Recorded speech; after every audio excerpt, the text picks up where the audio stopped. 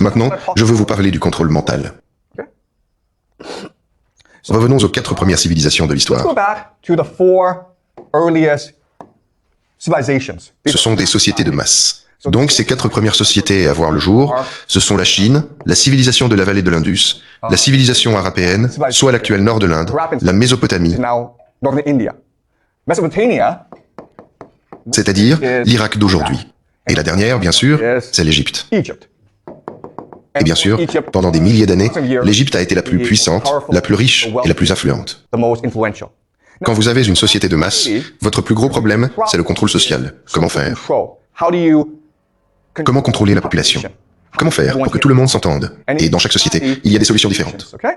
Donc en Chine, on développe une bureaucratie. Et ce qui soutenait cette bureaucratie, bien sûr, c'est ce qu'on appelle le KEJU, c'est-à-dire l'examen de la fonction publique. Donc toute l'attention, toutes les énergies étaient tournées vers une seule chose, faire réussir le KEJU à son enfant pour qu'il devienne fonctionnaire. Et c'est ça qui a donné à la Chine sa stabilité sociale. Et devinez quoi? Ça existe encore aujourd'hui. Aujourd'hui, on l'appelle le Gaokao, d'accord? Mais c'est exactement le même système, aucune différence. La civilisation de la vallée de l'Indus, elle, a créé la religion. Et ce qui est remarquable avec cette religion, c'est qu'elle prêche l'égalitarisme, l'égalité, mais aussi la paix.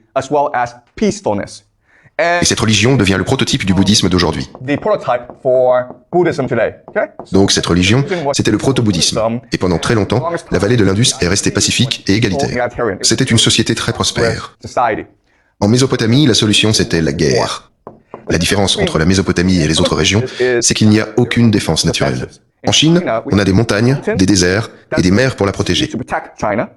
Mais en Mésopotamie, c'est le désert. Et du coup, c'est très facile à attaquer. Et donc, ils ont connu des siècles de guerre. Et c'est ça qui a tenu la société soudée, parce qu'ils étaient sans cesse en guerre les uns contre les autres. Et en Égypte, la solution, c'était le pharaon. L'Égypte est unique. Ils croyaient que le pharaon était Dieu, et donc tout le monde devait obéir à leur Dieu. Le problème, c'est que le pharaon n'était pas Dieu.